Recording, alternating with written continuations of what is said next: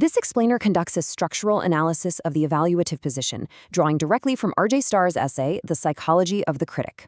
The focus here is not the technical craft of reviewing media. Instead, the analysis examines the psychological architecture driving the need for the verdict giver role, alongside the reasons audiences depend upon those verdicts. Criticism, in this context, is defined as the act of rendering verdicts on works or ideas by individuals who maintain a structural position outside the object's field of consequence. The critic converts a state of non-participation into a direct claim of authority. An evaluative stance substitutes for a vulnerable, unmediated encounter with the work itself. The analysis proceeds through 5 structural components. First, the founding move. Second, the status conversion. Third, the audience psychology. Fourth, credential policing. And finally, the anachronism argument. Section 1 examines the founding move, specifically the foreclosure of vulnerability. The critic's positioning operates through 3 sequential functions: a defensive origin, a status payoff, and a substitution effect. Experiencing genuine affection for a piece of art or fully absorbing a philosophical argument requires a state of vulnerability. The internal logic of the object must operate on the perceptual apparatus without prior armor. This is a process that inherently induces disorientation and discomfort.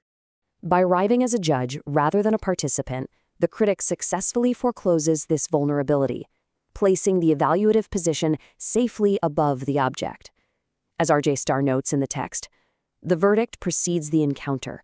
Therefore, the encounter cannot produce anything the critic was not already prepared to produce. The armor is firmly in place before any contact occurs. Section 2 covers the status conversion, detailing how authority is generated without a participatory stake. Institutional authority in criticism doesn't derive from superior sensitivity or deeper engagement. It rests entirely on the structural fact of having produced a verdict from a secure distance. The critic is positioned cleanly above both the object and the audience. This arrangement requires zero existential stake. Actual investment in, or proximity to, the creation of the work would instantly dissolve the entire authority structure. The third function is the substitution effect. For the critic, the verdict completely replaces the encounter. The resulting output isn't a record of fundamental change experienced by the observer. It's simply a record of where the work stands relative to predetermined criteria. This remains a fundamentally separate cognitive operation from actual participation. Section 3 shifts focus to the audience psychology, specifically the phenomenon of trained epistemic insecurity. Cultural institutions consistently conflate limited domain knowledge with an unreliable perceptual response. Lacking the technical vocabulary to describe a composition's harmonic operations is a genuine instance of limited domain knowledge. However, the institution of criticism posits that this lack of vocabulary somehow invalidates the raw, emotional reaction to the music itself. The unmediated response is, in reality, primary data. Because of this category error, audiences are trained to outsource their judgment. Unmediated reactions are treated merely as preliminary data that require verification against a broader critical consensus. This process constitutes a learned incapacity. The audience learns to preempt their own perceptual apparatus with external evaluative frameworks, eventually losing the ability to constitute an independent position. Section 4 examines credential policing as a method of institutional deflection. Distinct parallels exist between arts criticism and academic discourse. In arts criticism, the audience waits for the critic's verdict, effectively preempting the encounter with a creative work. In academic discourse, similar behavior occurs. When presented with a theoretical paper, the institution checks the author's provenance rather than independently evaluating the internal logic. In both domains, the direct encounter with the idea or the work is foreclosed by evaluating the source instead. The demand for credentials prior to engaging with an idea is a defensive move, one that is carefully disguised as an epistemic standard. The entity demanding credentials protects itself from the vulnerability of evaluating an argument on its own terms.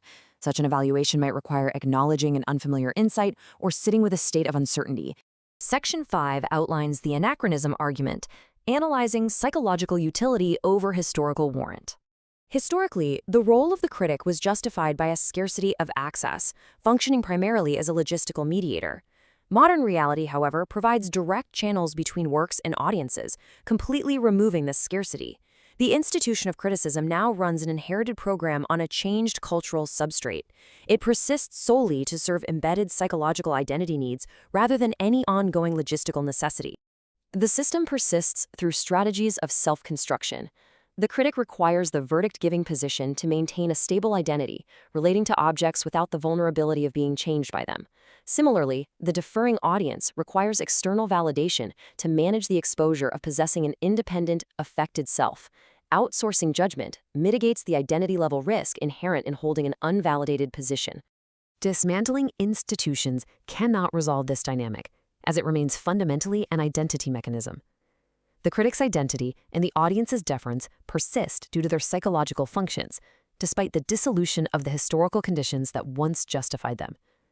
For further reading, direct attention to profrjstarr.com.